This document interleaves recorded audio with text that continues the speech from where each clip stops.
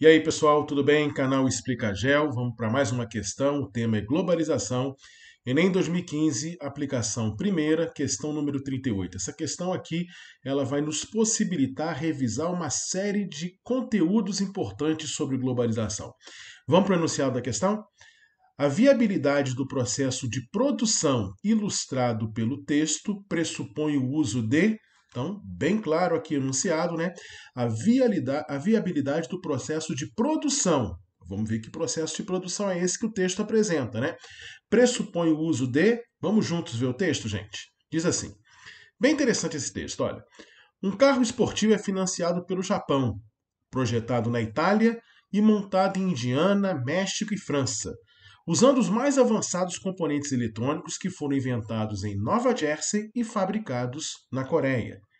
A campanha publicitária é desenvolvida na Inglaterra, filmada no Canadá, a edição e as cópias feitas em Nova York para serem veiculadas em todo o mundo.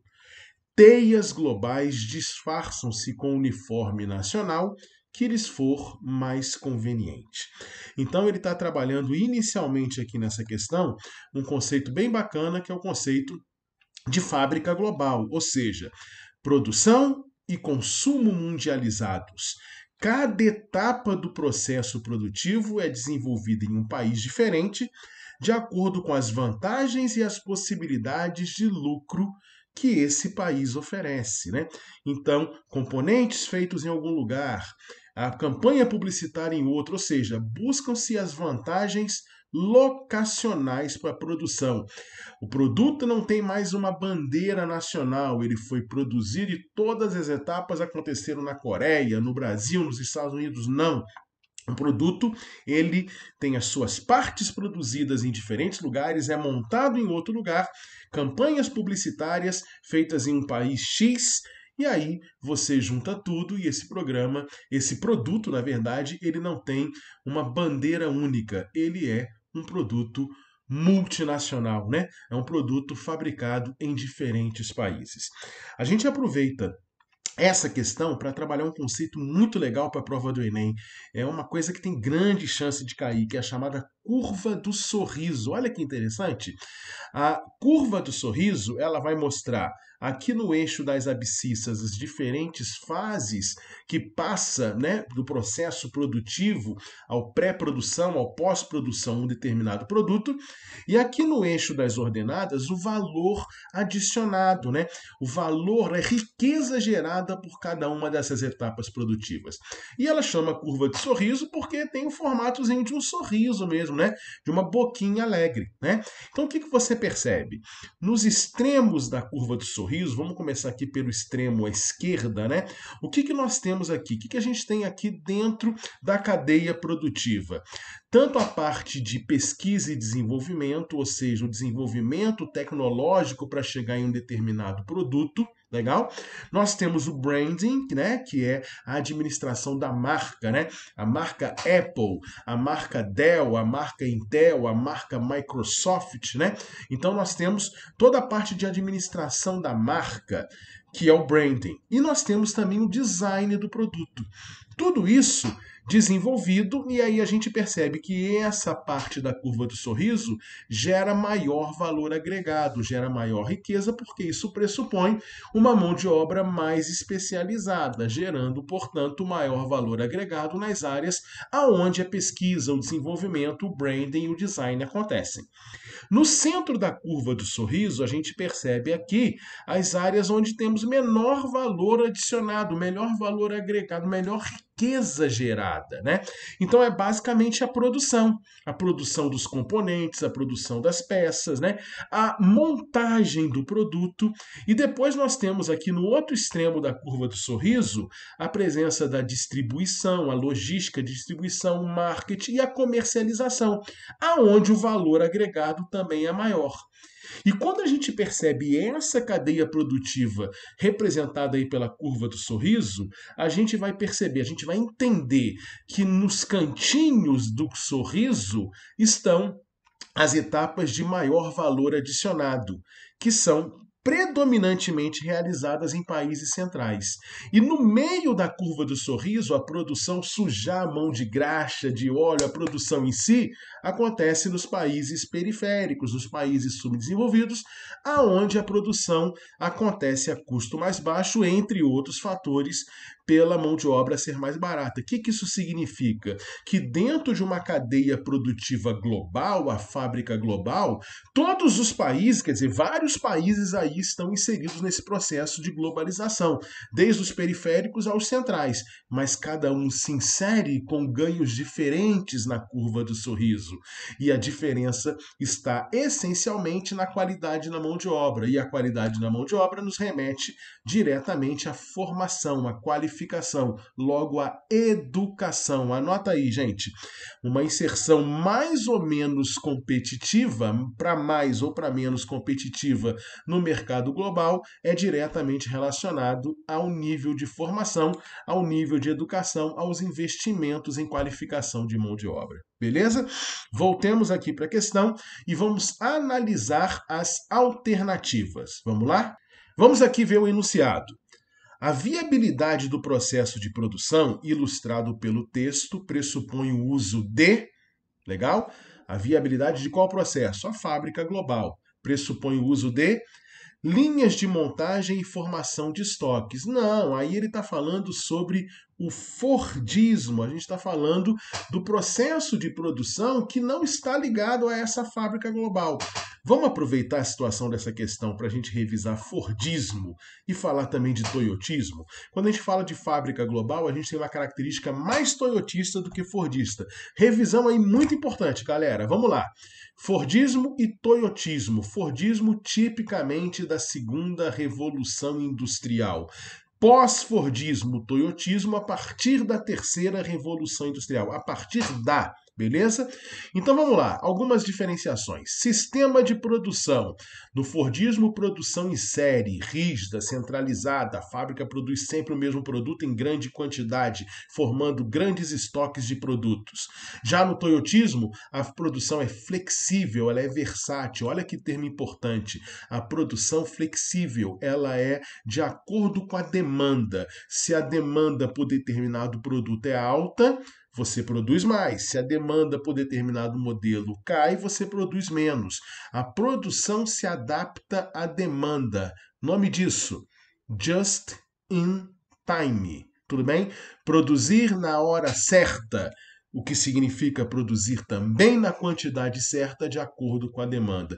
E essa produção ela é versátil porque um mesmo produto, imagina um automóvel, ele tem vários modelos diferentes, variações de um modelo de carro, coisa que no Fordismo não acontecia, beleza?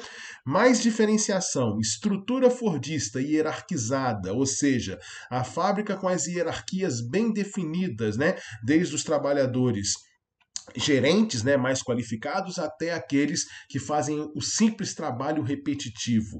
Estrutura da fábrica toyotista baseia-se na inovação, na gestão do trabalho, mecanismos de controle interno das empresas, é uma mão de obra mais qualificada.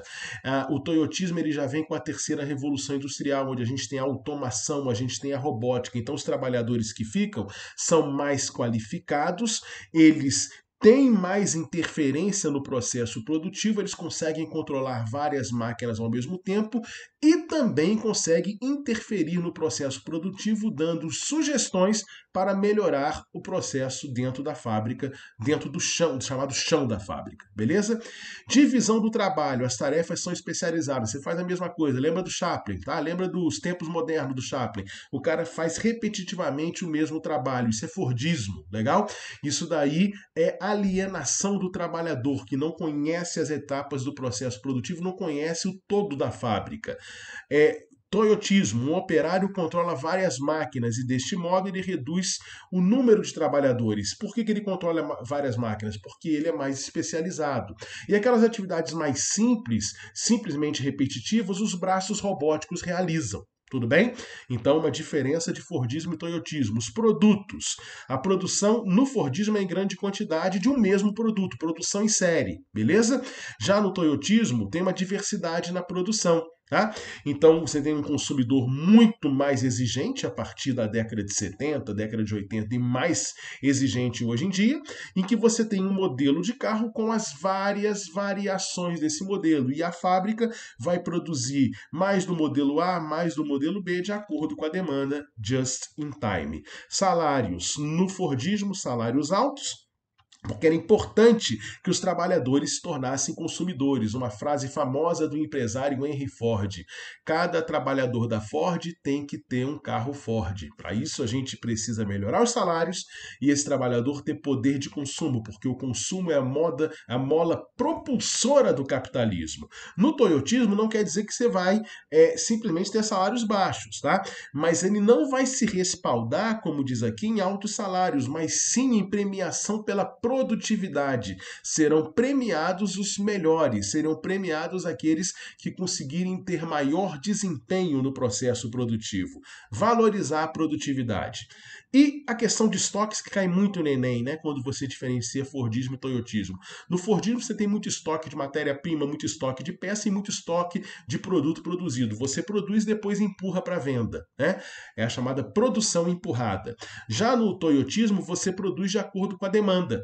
Então a sua quantidade de estoques ela se adapta ao que o mercado está querendo. Então se o mercado, nas suas pesquisas de mercado, a internet ajuda muito nisso, se o mercado está demandando mais o modelo X, você vai ter um estoque maior de peças para o modelo X, porque ele tende a aumentar a produção, né, a demanda, logo a produção nos próximos meses. Se um determinado produto está caindo a demanda, você já reduz o estoque. Os estoques eles são mínimos, né, para você não parar a produção, mas também para você não ter mínimos para que você não tenha excesso de peças e estoques, porque produto produzido e não comercializado, peça comprada e não utilizada é dinheiro jogado fora, tudo bem?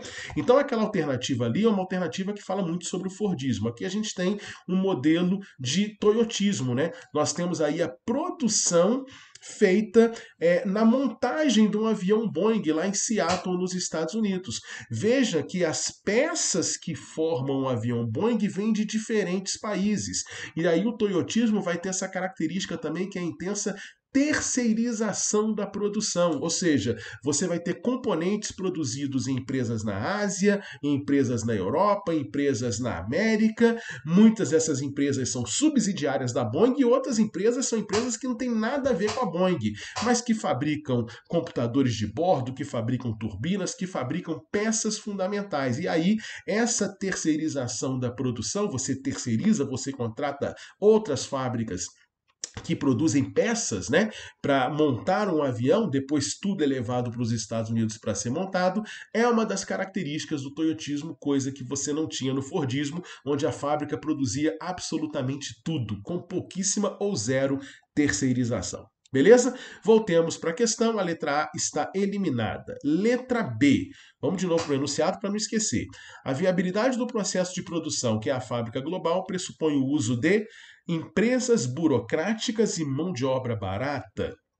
Não, né? Não tem nada a ver, né? A mão de obra barata muitas vezes é importante, mas empresas burocráticas, cheias de processos, processos que são exagerados, processos que são repetitivos, né? Não tem nada a ver com a fábrica global, com as modernidades. Letra C, controle do Estado, controle estatal e infraestrutura consolidada. Controle estatal não, é cada vez mais a presença de grandes empresas, né? O capital privado dominando o processo de globalização. E letra D, organização em rede, tecnologia de informação. Perfeito, essa é a alternativa. Você só consegue ter uma produção dessa global, com peças vindo de diferentes lugares, o transporte tem que ser eficiente, a montagem tem que ser eficiente. Você só consegue ter isso tudo se você tiver uma rede montada, onde você consiga fazer a administração à distância, onde você consiga controlar e ter, né, as informações sobre cada etapa do processo produtivo para que não haja atraso, para que a montagem aconteça a contento, ou seja, você precisa de uma teia, como ele diz, né, de uma teia global de organização com tecnologia avançada nas comunicações. A letra D é correta, Curte aí essa resolução, se inscreve no canal, vamos eliminar a letra E. Letra E diz assim: gestão centralizada e protecionismo econômico. Pelo contrário, né? A gestão ela acaba tendo que ser muitas vezes dividida, né? Porque você tem a etapa de montagem, você tem a etapa de produção dos componentes, você tem até uma administração centralizada, a sede na multinacional, mas você precisa ter subsidiárias que sejam eficientes no controle do processo produtivo. Beleza? Fábrica global, Fordismo, Toyotismo, olha que quantos conceitos importantes que a gente trabalhou. E a curva do sorriso, não deixe de pensar na curva do sorriso. Valeu, galera! Em seguida, mais questões sobre o tema globalização. Tranquilo?